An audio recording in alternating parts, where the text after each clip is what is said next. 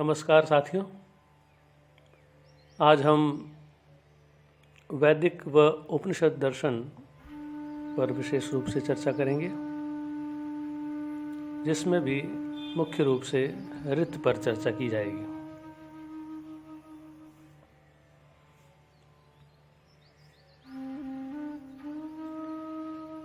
सबसे पहले हम ये देखें कि वैदिक दर्शन का क्या अर्थ है।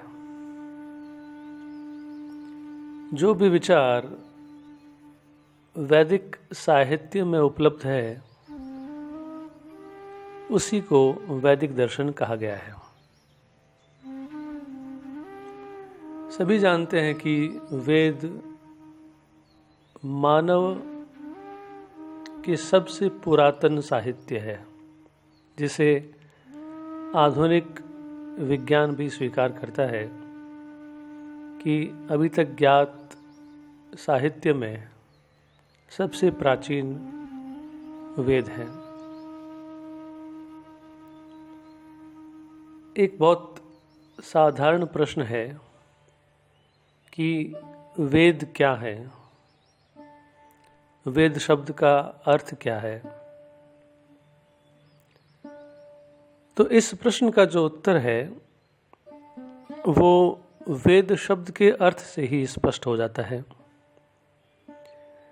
कि वेद शब्द जो है वो संस्कृत के विद धातु से बना है, जिसका अर्थ होता है ज्ञान। अर्थात जो भी ज्ञान है वो वेद है, या वेद में जो भी है वो ज्ञान है। अब ज्ञान का अर्थ कोई साधारण ज्ञान से नहीं है। यहाँ पर यह कोई सामान्य बौद्धिक ज्ञान नहीं है कि 1+1=2 होता है, या सूर्य जो है वो पूर्व से उगता है, या कोई भी वस्तु जब हम ऊपर की ओर फेंकते हैं तो वो नीचे आती है।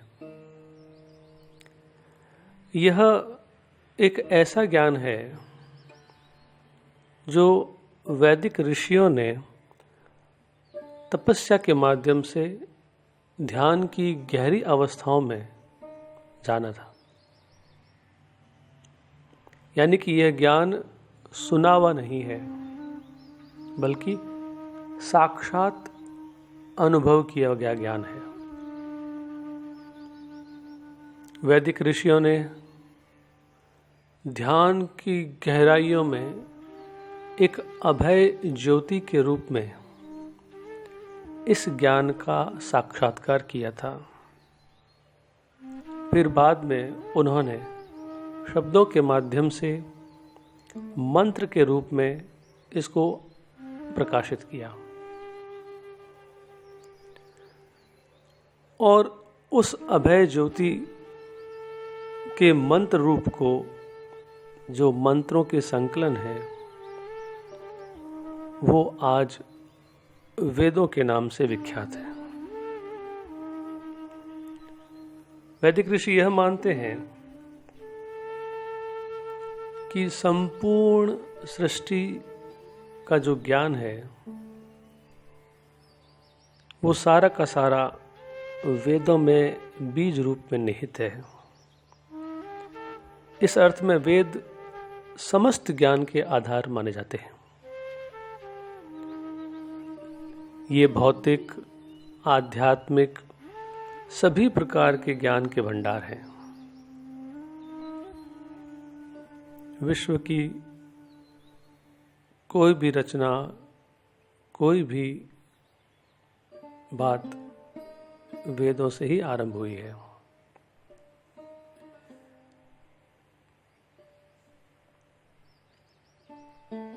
अब हम बात करें वेदों की संख्या के बारे में।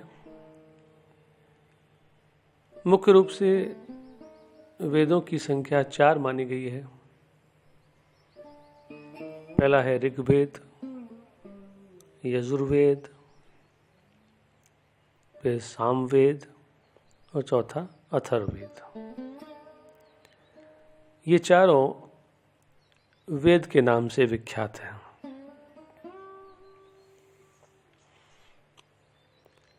हमारा यहाँ वैदिक दर्शन से जो तात्पर्य रहेगा वो वेदों के प्रारंभिक भाग, संहिता व ब्राह्मणों में निहित विचारों से है।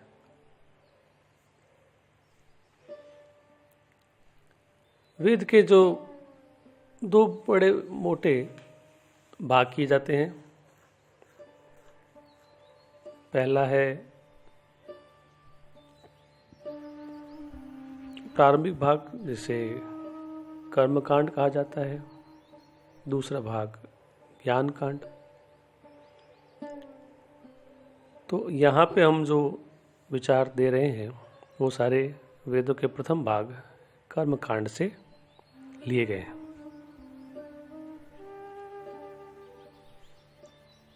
अब हम वेदों के प्रथम सिद्धांत ऋत पर चर्चा करेंगे। वेदों में बहुत ही विख्यात शब्द है ऋत।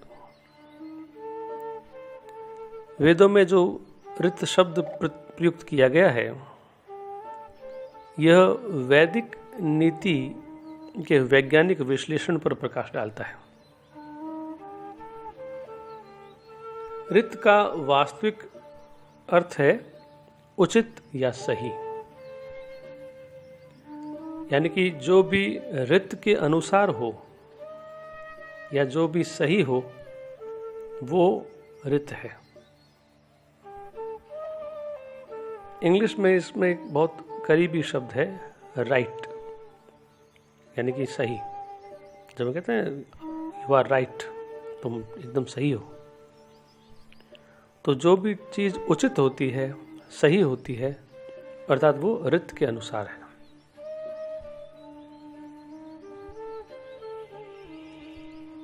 तो उचित, सही, ये नैतिक मूल्य है। भाई आप एकदम उचित कर रहे हो, ये नैतिक निर्णय होता है हमारा। हम नैतिक रूप से जब किसी चीज़ की तुलना करते हैं, नैतिक रूप से किसी चीज़ पर चर्चा करते हैं, तो उसे उचित या सही के संदर्भों में बतलाते हैं। तो स्पष्ट है कि ऋत एक नैतिक मूल्य है। ये किसी नैतिकता का नियम का सूचक है कि आपने एकदम सही किया। सही किया का अर्थ ये है कि कोई नियम था इस प्रकार से कार्य करने का और आपने ठीक वैसे ही किया, इसलिए हम इसको सही कह रहे हैं या उचित कह रहे हैं। अब ऋत को जो है वो दो प्रकार से स्पष्ट किया गया है। सबसे पहला है प्राकृतिक नियम।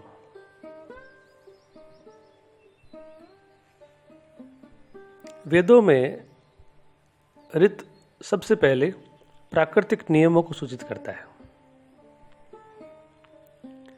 वेदों में ऋत का अर्थ प्रारंभ में था वस्तुओं के मार्ग का नियम, यानी ऋत का जो आरंभ था हुआ है वो वस्तुओं के मार्ग के नियम से हुआ है।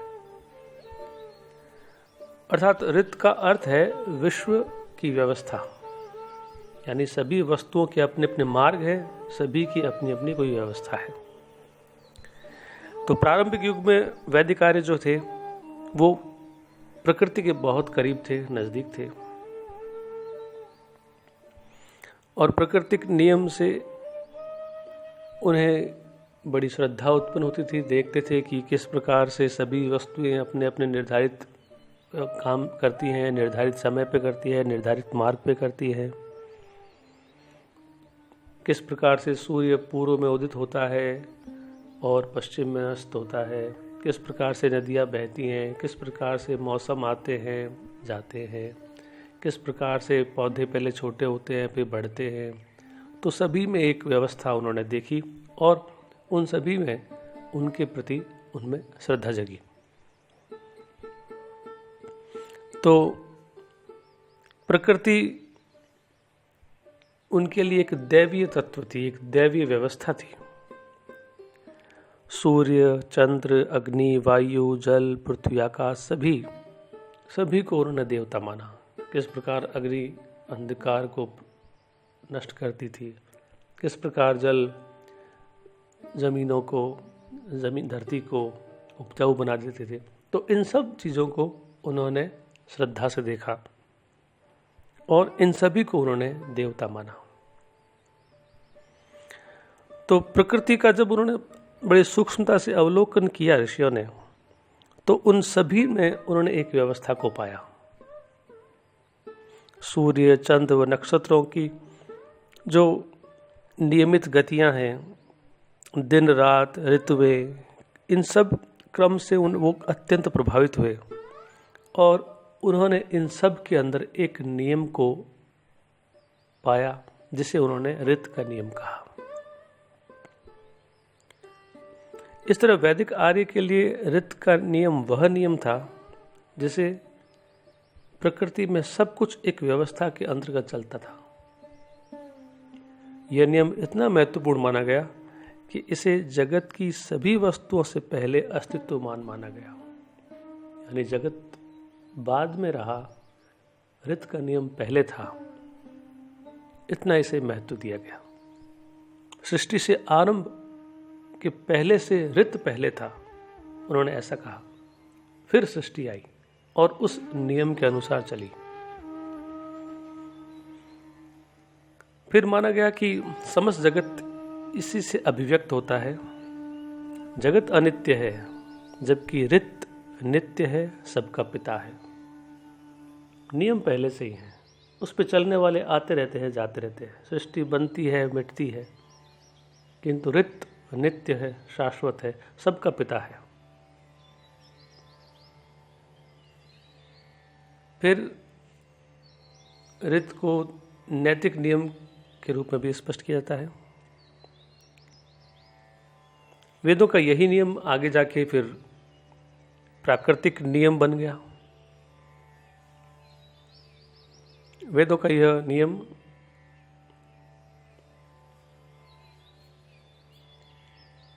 फिर दूसरा है नैतिक नियम। वेदों का यह प्राकृतिक नियम ही आगे चलकर नैतिक नियम बन गया। डॉक्टर राधाकृष्ण लिखते हैं कि ऋत का मौलिक तात्पर्य था संसार, सूर्य, चंद्र, नक्षत्र, प्रातःकाल, रात्रिकाल व दिन तथा रात की गति का नियमित मार्ग। यानी जो भी हम प्रकृति में घटनाएं देखते हैं उनका एक नियमित मार्ग जो है वो ऋत है। पहले इसका अर्थ यही था बस, सूर्य का उगना, नदियों का बहना, ऋतुओं का आना, दिन का होना, रात का होना, मौसम का होना, ये सभी जो थे, ये जो इन सभी को ऋत कहा गया था। धीरे धीरे यह एक ऐसे सदाचार के मार्ग के रूप में प्रयोग किया जाने लगा जिसका अनुसरण मनुष्य को करना चाहिए। अब ये केवल प्राकृतिक नियम नहीं रहा, बल्कि अब ये अनुसरण का मार्ग बन गया और सभी मनुष्यों के लिए इसका अनुसरण करना अनिवार्य हुआ। और न केवल मनुष्यों के लिए अपितु देवताओं के लिए भी इसका अनुसरण करना आवश्यक माना गया। ऋत का मार्ग सदाचार का मार्ग समझा गया और जो बुराइयों से भिन्न यथार्थ का मार्ग है। सभी नैतिक नियम इसी ऋत के नियम की सीढ़ियां हैं, चाहे सत्य हो, अहिंसा हो, अस्तेय हो, जो भी है वो उसी ऋत तक पहुंचने की सीढ़ियां मात्र हैं। चाहे करुणा हो, मैत्री हो, मुदिता हो, जितने भी प्रकार के अच्छी बातें, जितने भी अच्छे प्रकार के सद्गुण हम सुने, सत्य बोलिए, किसी को कष्ट मत दीजिए, ये अहिंसा हुआ, है ना, किसी की चीज़ मत चुराइए, ये अस्तेय हुआ, बेवजह भोग कार्यों में लिप्त न रहिए, ये ब्रह्मचर्य हुआ, बेवजह वस्तुएं इकट्ठी मत कीजिए, यह अपरिग्रह हुआ, लोगों के प्रति प्रेम रखिए, ये करुणा हुआ। तो ये सारे के सारे जो नैतिक नियम हैं ये उसी ऋत की सीढ़ियां हैं। आप जैसे जैसे इन नैतिक नियमों को अपनाते जाएंगे आप उसी प्रकार ऋत की ओर पहुंचते चले जाओगे, ऋत तक पहुंचते जाओगे। अब है ऋत के देवता। ऋषियों ने ऋत का जो अधिपति है वो वरुण देव को बताया है। चूंकि ऋत को वरुण नियंत्रित करते हैं, इसलिए उन्हें ऋतस्य गोपा कहा गया है, अर्थात वे ऋत के संरक्षक हैं। कहा गया है कि वरुण के साथ मित्र नामक देवता भी ऋत को संरक्षित करते हैं, एक और देवता को माना जाता है। वरुण को देवताओं में आकाश का देवता बतलाया गया है। वह सितारों से सुसज्जित समस्त आकाश को इस प्रकार ढके रहते हैं जैसे कोई चादर किसी वस्तु को ढके रहती है। उनकी ही आज्ञा से नदियां बहती हैं, सूर्य विश्व को प्रकाशित करता है, चंद्र व नक्षत्र अपने अपने मार्ग पर नियमानुसार चलते हैं। वेदों में वरुण को प्राकृतिक नियमों के साथ साथ नैतिक नियमों का संरक्षक भी बताया गया है। वह सदाचार के नियमों के अनुकूल चलता है। वह दुष्टों के लिए अत्यंत कठोर है और जो सज्जन हैं उनके लिए दयालु कहे गए हैं। इस तरह वेदों में प्रस्तुत ऋत का सिद्धांत एक महत्वपूर्ण सिद्धांत है। इससे भारतीय दर्शन के साथ साथ भारतीय धर्म व संस्कृति को भी इसने अत्यंत प्रभावित किया है। आज हम इतनी बात करेंगे। आपका बहुत बहुत धन्यवाद।